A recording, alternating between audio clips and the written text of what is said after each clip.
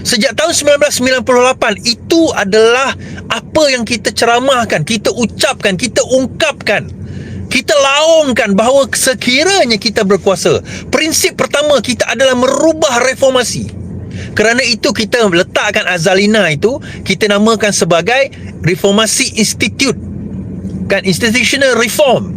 Jabatan Undang-Undang dan Institutional Reform kita namakan Jabatan Azalina tersebut. Soalan kita tak salahkan Azalina, tuan-tuan. Dia orang UMNO. Apa yang dia faham tentang perjuangan reformasi? Sebab tu saya kata tempat Azalina itu, orang terbaik duduk di situ sebenarnya Hasan Karim.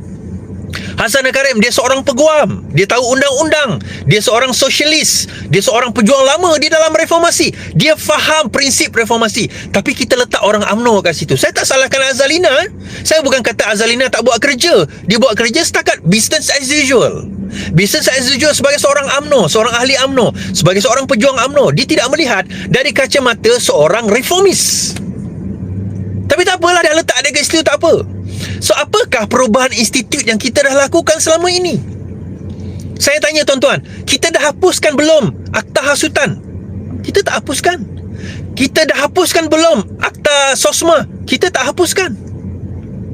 Kita dah letak belum ketua SPRM di bawah Parlimen dan bukannya di bawah Perdana Menteri? Kita tak buat. Kita dah tukar belum AG di bawah pendakwa raya di bawah Parlimen? Kita tak buat. Kita tak berjaya buat lah. Bukan kita tak buat, dah cuba buat hari tu tak berjaya. Kita dah buat tak Perdana Menteri dua penggal? Perdana Menteri dua penggal yang kita gagal. Minta maaf saya. Kita dah buat tak pemindahan kuasa pendakwa raya kepada pendakwa raya AG? Kita tak berjaya buat. Malah di dalam undang-undang itu masih lagi kita letakkan Perdana Menteri itu so powerful. Masih lagi dia powerful, tuan-tuan. Jadi reformasi apa yang kita buat dalam perkara prinsip pertama?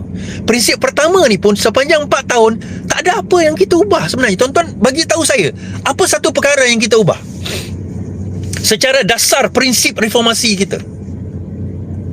Prinsip reformasi yang kita laungkan 28 tahun, apa yang kita ubah sebenarnya? Apa? Tapi kita tak berjaya. Itu dua penggal. Itu Perdana Menteri dua penggal. Itu kita tak berjaya, saya faham. Tetapi bila kita menyentuh soal pengasingan kuasa AG dengan pendakwa raya, di dalam terma, the detail itu, kita setuju pindahan tersebut. Tetapi kita tidak meletakkan detail yang betul, sehingga Perdana Menteri tetap berkuasa untuk melantik pendakwa raya.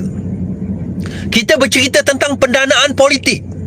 Saya dengar seorang profesor di dalam BFM menyebut bahawa sebenarnya dia dah cadangkan lama kepada negeri Selangor supaya akta pendanaan politik itu dia buat. Selangor pun tak nak buat, tuan-tuan. Selangor pun tak nak buat. Malah tahun 2026 ini, saya baru dipanggil oleh salah satu universiti, interview saya, bertanyakan tentang pandangan saya dan apa yang saya boleh bagi boleh bagi input kepada akta pendanaan politik. Dan mereka baru buat kajian. Ini 2026 baru nak buat kajian, tuan-tuan. Sepatutnya kajian itu dibuat 2022. Bukan sekarang baru nak buat akta pendanaan politik punya kajian. Baru kajian, belum akta lagi, tuan-tuan. Belum RUU lagi, belum rang undang-undang, belum pembentangan kertas lagi. Baru nak cadangkan. Jadi kalau kita bercerita soal prinsip, apa prinsipnya? Ada yang kata, tidak, kau tersilap. Engkau silap. Akta hasutan SOSMA itu ada UMNO di dalamnya. Macam mana kita nak hapuskan, tuan-tuan? Jangan bagi saya alasan bullshit itulah, saya kata.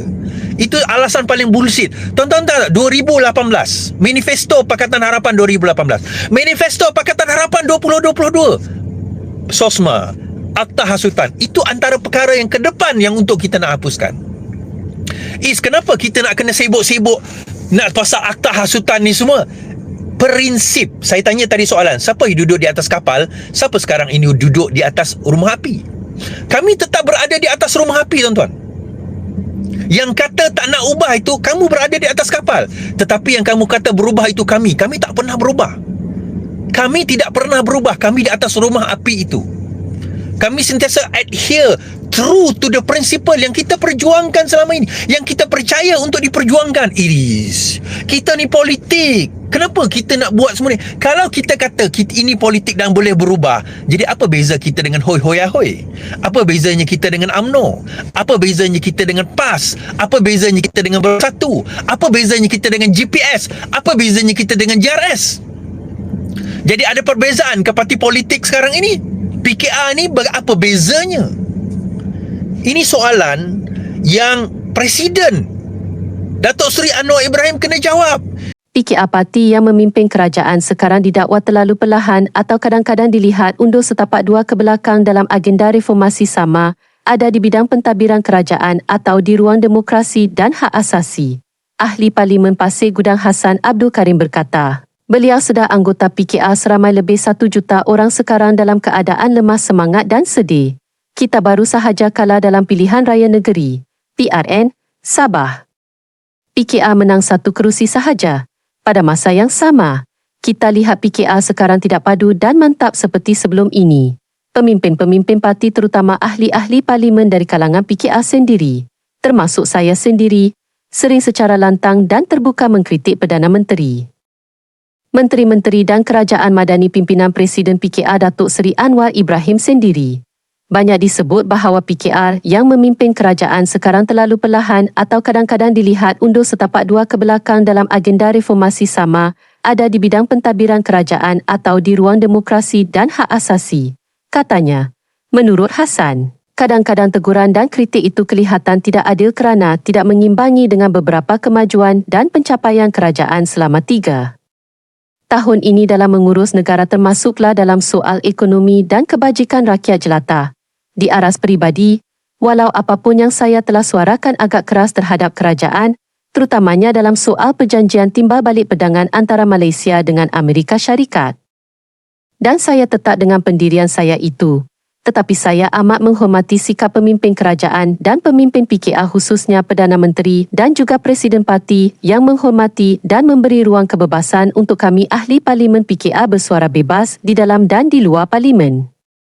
Jika parti politik lain, mungkin kami telah dipecat atau digantung keanggotaan parti. Tetapi ini tidak berlaku dalam PKR. Saya anggap dari pandangan peribadi saya, contoh yang saya sebut di atas meyakinkan saya, bahawa PKR dan Presidennya Anwar Ibrahim masih teguh berpegang kepada satu teras yang penting dalam reformasi iaitu hak kebebasan dan demokrasi bersuara. Jadi saya membuat kesimpulan bahawa PKR boleh bangkit semula dari kekalahan sementara ini. Anggaplah kekalahan di Sabah baru-baru ini, satu kekalahan dalam satu pertempuran. Dari sejarah PKR sebelum ini, ia pernah bangkit semula dan marah ke depan. Dengan lebih teguh sehingga memenangi perang yang besar iaitu pilihan raya umum yang akhirnya membawa PKR menjadi parti politik tulang belakang dalam kerajaan persekutuan sekarang, harap beliau. Kata Hassan, amat sedih dan malang sekali jika sebuah parti politik yang sebaik PKR ini dengan 18 cita-cita perjuangannya yang dimaktubkan di dalam perlembagaan parti untuk menjadi wadah perjuangan rakyat berbilang bangsa membangunkan sebuah negara bangsa yang bersatu, demokratik dan adil menghadapi kemerosotan hanya selepas 3 tahun sahaja berada sebagai kerajaan. Saya percaya PKR sebagai sebuah parti politik masih tersusun organisasinya. PKR mampu merancang semula, menyusun strategi, mengenali segala kelemahan parti dan kekuatan parti untuk menyusun saf, mengatur langkah, membina naratif tulen, jujur dan segar dalam menghadapi pilihan raya umum ke-16, mungkin dalam setahun setengah lagi. Ujarnya optimis. Perdana Menteri mengakui terdapat segelintir pihak sudah mula tidak sabar dengan perkembangan reformasi yang perlahan. Anwar Ibrahim berkata, reformasi di bawah kerajaan madani telah pun bermula. Namun kata beliau, reformasi tersebut tidak boleh dilakukan dengan tergesa-gesa kerana sejarah membuktikan bahawa revolusi yang tergesa-gesa sering gagal. Dalam usaha reformasi yang menjadi tunjang perjuangan Pakatan Harapan, saya sedar ada yang kurang sabar dengan perkembangan yang perlahan. Namun, saya tuntut teman-teman agar menggunakan kebijaksanaan. Sejarah membuktikan bahawa revolusi yang tergesa-gesa sering gagal. Namun, ini bukan alasan untuk menyekat perubahan. Hakikatnya, reformasi di bawah kerajaan madani telah pun bermula. Katanya dalam satu hantara di Facebook miliknya hari ini. Tambah Anwar, Malaysia tidak boleh mengikut rentah hipokrit pembangkang jika mahu mengangkat martabat rakyat. Beliau menegaskan bahawa kerajaan Madani berdepan cabaran besar dalam mengemudi negara, khususnya ketika pembangkang giat memperalatkan isu kaum dan agama secara berlebihan. Mereka bukan mengkritik dasar atau membawa cadangan baharu. Sebaliknya terus menakut-nakutkan orang Melayu terhadap masyarakat Cina, khususnya DAP. Namun, saya enggan bersikap defensif dan apologetik. Di hadapan teman-teman DAP, saya tegaskan bahawa parti ini punya sejarah konsisten dalam menentang rasuah, memperjuangkan hak golongan miskin serta menuntut kebertanggungjawaban dan ketelusan politik meskipun ditekan pemerintah dengan undang-undang zalim. Katanya,